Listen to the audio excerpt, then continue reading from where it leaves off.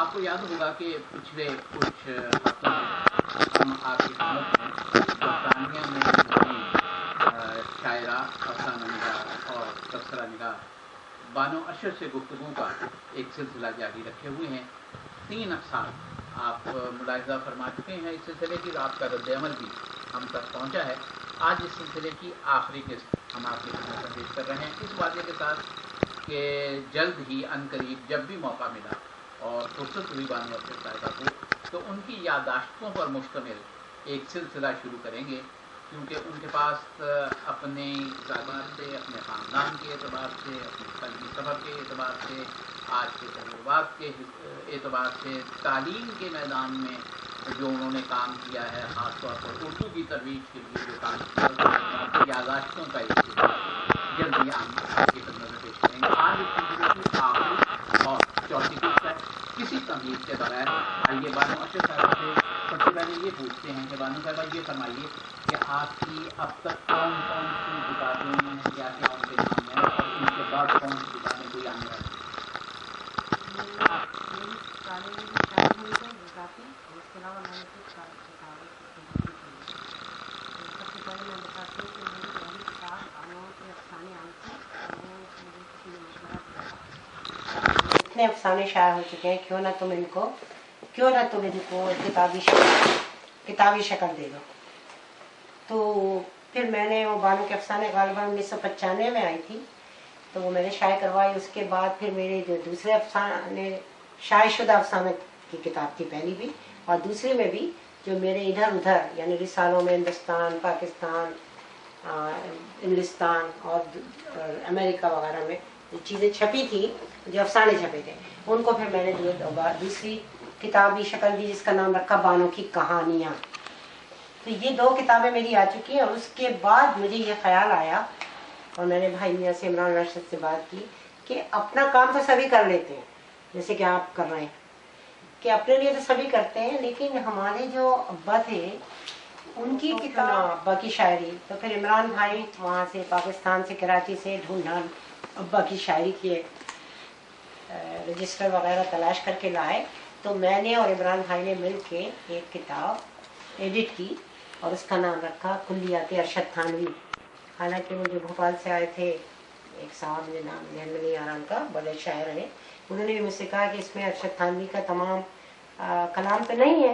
मैंने कहा हमें जो कुछ मिल सका हमने उसको इसमें इकट्ठा कर दिया। और वो इंडिया ऑफिस लाइब्रेरी में इसका रिकॉर्ड इमरान भाई ने रखवाया हुआ था। तो ये किताब शाये करवाई अरशद थानवी को। उसके बाद फिर यह ख्याल आया कि सलमान अरशद, जो मेरे सबसे बड़े भाई हैं, उन्होंने भी अदबी दुनिया में बहुत काम किया है। रोमान के एडिटर थे, फिर शुजा के एडिटर थे और कई रिसालों के वो एडिटर रहे और अफसाने भी के लिए ड्रामे वगैरह लिखते थे। उनकी बेगम भी बासलाहियत थी, तो भाईजान के सोहबत में रहकर वो भी उन्होंने भी ये काम शुरू किया था। तो वो भी मैंने फिर उनकी सलमान अरशद और अरशदा के ड्रामों की किताब, तो वो भी मैंने इमरान भाई के साथ मिलकर उसको शाये करवाया। आपका जाहिर है ये सफ़र बड़ा तवील है और मैं समझता हूँ इस मुश्किल को कि इस मुख्तसर से वक्त में इसको समझना बड़ी मुश्किल सी बात है कि एक आदमी ने अशरों का सफ़र तय किया हो और आप 15 मिनट में, 16 मिनट में उसे, ये प्रोडक्शन के एतबार से एक चैलेंज भी होता है और साहिब फ़न से मेरे हिसाब से एक ज़्यादती भी होती है। आज क्योंकि इस सिलसिले का आखिरी प्रोग्राम है और मैं आपके फ़िक्री मैदान से और फ़लसफ़ाए तख्लीक से किसी हद तक वाकिफ़ हूँ, دو تین چیزیں آج کے اس آخری پروگرام میں آپ سے ضرور بات کرنا چاہوں گا. یہ مختصراً کہ آپ ذاتی طور پر چونکہ آپ معلمہ بھی رہی ہیں، تعلیم بھی دیتی رہی ہیں، اور تعلیم دیتی رہی ہیں بلکہ تعلیم دے رہی ہیں. ضروری نہیں کہ تعلیم کے لیے کوئی آپ کے پاس آئے، آپ کا گفتگو کرنا، آپ کا محفلوں میں شامل ہونا، محفلوں میں تقریر کرنا، یہ بھی ایک طرح سے سکھانے کا ہی ایک عمل ہوتا ہے. یہ فرمائیے کہ آپ من حیث المجموع، میں برطانیہ کی بات نہیں کرتا، من حیث المجموع پاکستان، بھارت یا اردو کی بستیوں کے تناظر میں اردو کے مستقبل کو کس طرح سے دیکھتی ہیں؟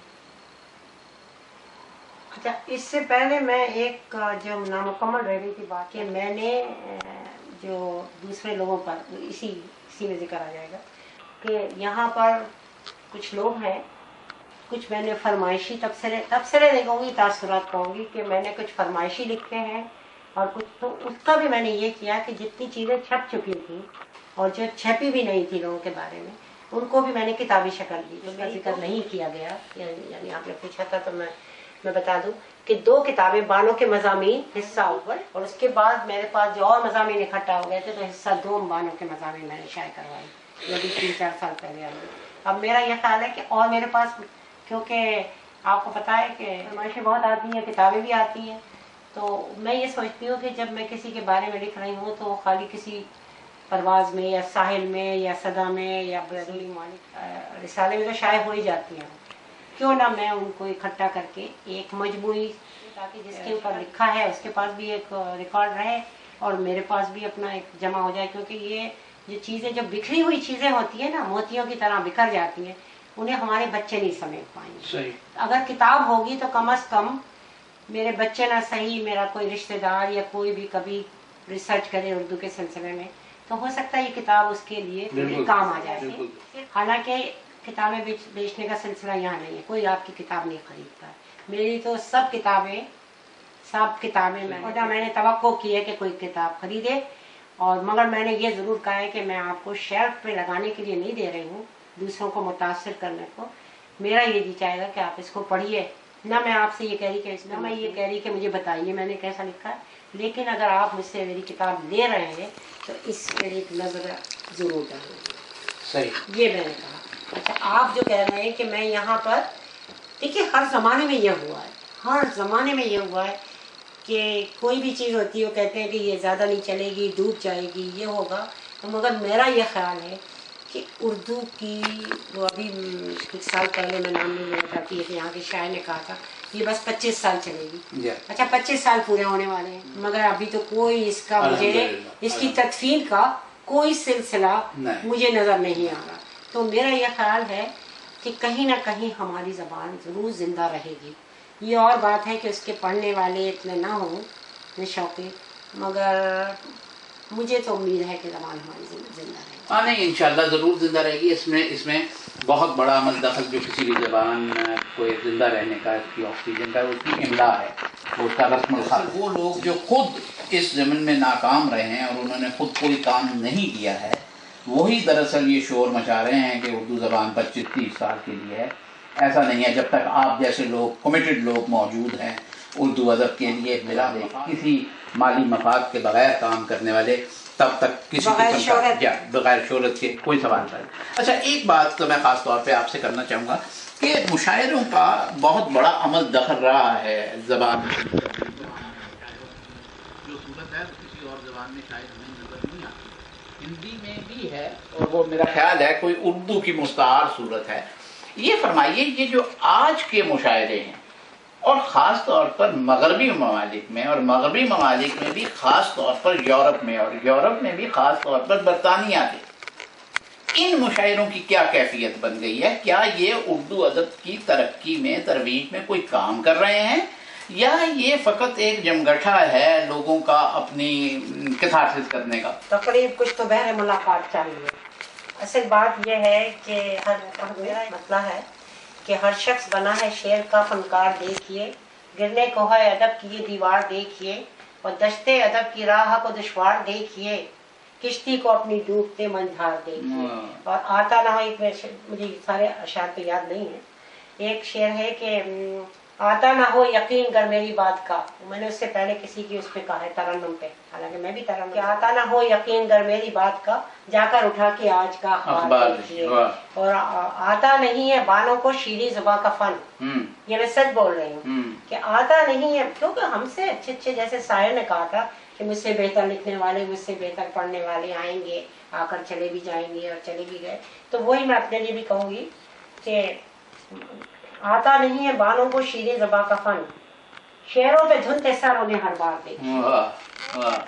شعروں پہ سر دھننے والے لوگ اس لیے بھی موجود ہیں کیونکہ شاعری کا موسیقی سے بہت بڑا تعلق ہے، اور جب گانے ہیں تو وہ تو ظاہر شاعری ہوتی ہے نا، تو بندی بھی ہوتی ہے، الٹے سیدھے جو آج کل آ رہے ہیں، لیکن میرا یہ خیال ہے کہ اردو زبان مجھے مایوسی بالکل نہیں ہے۔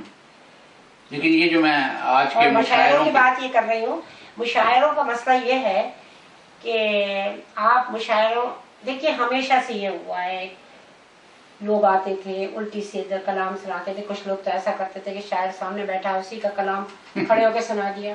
میرے ساتھ یہ ہوا ہے کہ میں نظامت کر رہی ہوں، ایک صاحب نے میرا مطلب پڑھا وہیں، اور میں نے یہ 5-6 سال کی بات ہے، تو میں نے کہا ارے یہ تو میرا مطلب پڑھنا ہے آپ، کہنے لگا تو کیا ہوا، مجھے یہ آپ کا شعر اچھا لگا، میں نے اپنا مطلب بنا لیا، یعنی میں نظامت کر رہی ہوں، مجھے یہ جواب دیا، اور اس کے بعد انہوں نے اپنے، اور معلوم نہیں وہ بعد میں جو اشعار تھے وہ انہوں نے کہاں سے چرائے تھے۔ تو وہی آپ بات کر رہے ہیں کہ اصل بات کیا ہے، انسان چاہتا ہے، دیکھیے ہم سب لوگ چاہتے ہیں کہ میں اپنے لیے اپنے آپ کو سب سے زیادہ اہم دنیا میں سمجھتی ہوں، تو میں چاہتی ہوں کہ لوگ بھی مجھے اہم سمجھیں، اور اس شہرت کی اس قطار میں فنکار دیکھیے کہ شہرت کے چکر میں کہ ہم کسی طرح اسٹیج پہ پہنچ جائیں، چاہے ہم بک کر رہے ہیں، چاہے ہم ایکسپوز ہو رہے ہیں، چاہے ہمارا ظاہر جتنا آپ بولیں گے آپ کی اصلیت سامنے آئے گی، صرف شوق ہے اپنے آپ کو نمایاں کرنے کا۔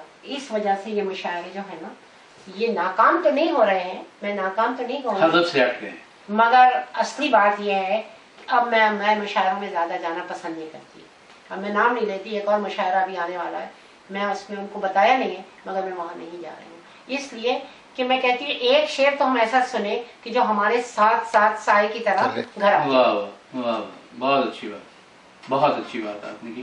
اچھا یہ فرمائیے کہ یہ جو ظاہر ہے ہر دور میں سینئر لکھنے والے بھی موجود ہوتے ہیں، نئے لکھنے والے بھی موجود ہوتے ہیں، اور ترقی کا سفر میرا خیال ہے وہی لوگ طے کرتے ہیں جو اپنے سے سینئر لوگوں سے کچھ نہ کچھ سیکھتے ہیں۔ سیکھنے کا سب سے بہترین عمل مطالعہ ہے جناب، بالکل۔ یہ آج کے دور میں خاص طور پہ تخلیق کاروں کے حساب سے، شعراء، ادیب، افسانہ نگار، ناول نگار، ان کے اعتبار سے جب ان کی چیزیں مجھ جیسا طالب علم بھی پڑھتا ہے تو اس میں مطالعے کا فقدان نہیں بلکہ مطالعہ مفقود نظر آتا ہے۔ تو اب اس کو کس طرح سے پاٹا جائے اس خلیج کو؟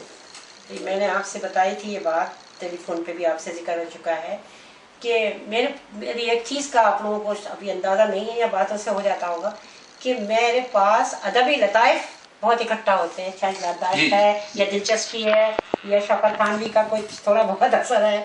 آپ یہ بتائیے، میں نے آپ کو 2 باتیں بتائے تھے کہ ایک صاحبہ سے میں نے کہا، انہوں نے مجھے اپنی کتاب دی، میری تلاش میں تھی، میرے پر مضمون لکھ دے، میرے پر مضمون لکھ دے، کسی نے کہا ہوگا کہ بانو لکھ دیتی ہیں آرام سے، انہوں نے مجھے کتاب دی، میں نے پڑھی، رکھ دی اٹھا کے، ایک رات میں پڑھا۔ ان کا فون آیا تو انہوں نے کہا کہ آپ کو کیسی لگی؟ میں نے کہا وہ کتابت بڑی اچھی تھی، اور بہت اس کا ٹائٹل بھی بڑا اچھا ہے، خوبصورت چھپی ہے، کافی اشعار ہیں، کہیں کہیں آپ نے صرف ایک شعر ایک صفحے پہ لکھ دیا ہے، تو کہ نہیں آپ کیسی لگی آپ کو؟ میں نے کہا دیکھیے آپ کو ایک مشورہ دوں گی، مجھے معلوم ہو گیا کہ وہ مجھ سے کچھ لکھوانا چاہتی ہے، میں نے کہا ایک مشورہ یہ دوں گی کہ آپ اپنے ہم اثر شعراء کو پڑھیے اور اپنے روایتی شعراء کو پڑھیے، اور جتنا آپ کا مطالعہ ہوگا آپ اس سے کچھ نہ کچھ سیکھیں گی، لاشعوری طور پہ آپ کے ذہن میں کوئی بات چلی جائے گی جس سے آپ کی تخلیق پہ ضرور اثر پڑے گا، آپ کو اندازہ نہیں ہوگا لیکن پڑے گا۔ انہوں نے کہا میں نہیں پڑھوں گی، اس لیے نہیں پڑھوں گی کہ میں نہیں چاہتی کہ ان کا تاثر میری شاعری پر آئے۔ میں نے کہا اس کا جواب سن لیجیے آپ، میں نے آپ کی شاعری پڑھی اور مجھے یہ ڈر لگ رہا ہے کہ آپ کا اثر نہ ہو جائے، آپ مجھ سے کیوں توقع، میں واقعی سچ مچ غصے میں آیا، میں نے غصے میں جواب دیا، میں نے کہا آپ مجھ سے کیوں توقع کرتی ہیں کہ میں آپ کی شاعری پڑھوں جب آپ اپنے سے سینئر، اپنے ہم اثر روایتی شعرا کسی کو پڑھنے کو تیار نہیں ہے، تو آپ بانو سے کیوں توقع کر رہے ہیں؟ اور یہ کہہ کے میں نے خدا حافظ کہہ دیا۔ تو یہ میں آپ کو بتانا چاہ رہی ہوں کہ لوگ پڑھنے کو تیار نہیں ہیں، وہ سوچتے ہیں کہ ہم، ایک صاحبہ نے کہا جو بہت سینئر یہاں کی لکھنے والی تھی، اب دنیا میں نہیں ہے، میں نے ان سے پوچھا وہ ایک کتاب آئی ہے آپ نے پڑھی، وہ آئی ہے وہ پڑھی؟ انہوں نے کہا نہیں بانو ہمیں فرصت نہیں، ہم فرصت نہیں۔ میں نے کہا کیوں؟ ان کا لکھنے کی وجہ سے۔ میں نے تو کہا خدا حافظ۔ ایک پڑھا جو افسانہ نگار کہیے یا جو بھی کہیے، نثر نگار، انہوں نے مجھے یہ جواب دیا کہ ہم چونکہ لکھنے میں ہمارا زیادہ وقت جاتا ہے اس لیے ہمیں پڑھنے کی فرصت نہیں۔ کیا خیال ہے آپ کا اس بات کا؟ ناظرین، قارئین، سامعین، آپ نے بانو ارشد کی 4 اقساط میں گفتگو سنی، اور خاص طور پہ اس آخری قسط میں اختتام جس فلسفہ تخلیق پہ ہوا، جیسے بہت سے لوگوں کا ایک نوحہ گری کا موضوع بھی ہے کہ نئے لکھنے والے اولاً مطالعے سے بہت دور ہیں، دوسرا کسی سینئر سے پوچھنے میں سستی محسوس کرتے ہیں، اور تیسری یہ بات کہ میں نے بہت سے نئے لکھنے والوں کو املا نہیں دیکھا۔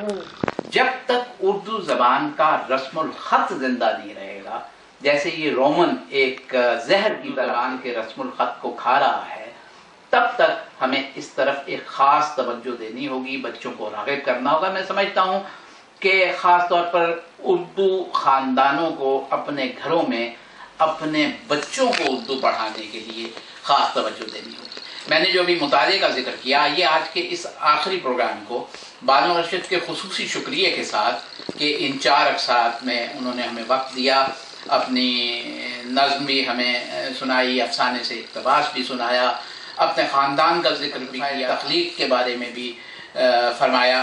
میں ان کا شکریہ ادا کرتا ہوں عالمی اخبار کی طرف سے، اس کے ناظرین، قارئین اور سامعین کی طرف سے۔ اور آئیے آج کے پروگرام کو ختم کرتے ہیں مطالعے کے ایک بہت ہی چھوٹے سے، کہ کس طرح ایک پیراگراف میں زندگی کا کتنا بڑا مطالعہ بانو ارشد نے اپنی اس کہانی مٹر پلاؤ میں پیش کیا ہے۔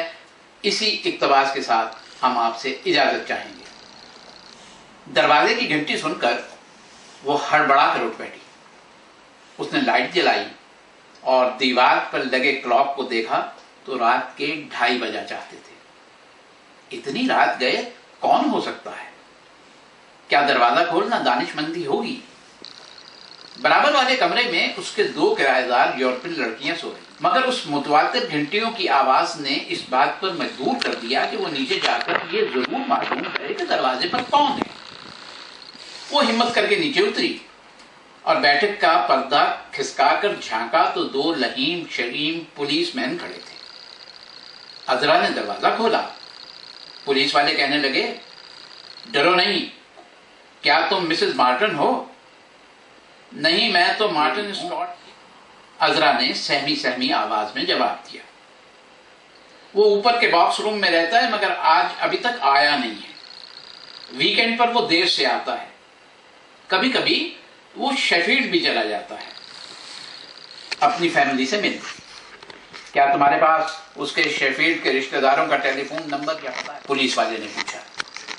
نہیں، کیوں چاہیے آپ کو؟ عذرا نے پریشان ہو کر پوچھا۔ بات یہ ہے کہ ابھی 8 گھنٹہ پہلے اس کا ایک بہت ہی سیریس ایکسیڈنٹ ہو گیا ہے۔ یہ مٹر پلاؤ سے اقتباس تھا۔ اس مکمل مٹر پلاؤ سے لطف اندوز ہونے کے لیے موقع ملے تو بانو کی کہانیاں صفدر حمدانی کو عالمی اخبار کی طرف سے اجازت دیے۔ خصوصی شکریہ بانو ارشد کا اور ہمارے لندن کے بیورو چیف سید اکمل حسین کا، جنہوں نے ان 4 اقساط کی ریکارڈنگ کی۔ اللہ حافظ و ناصر۔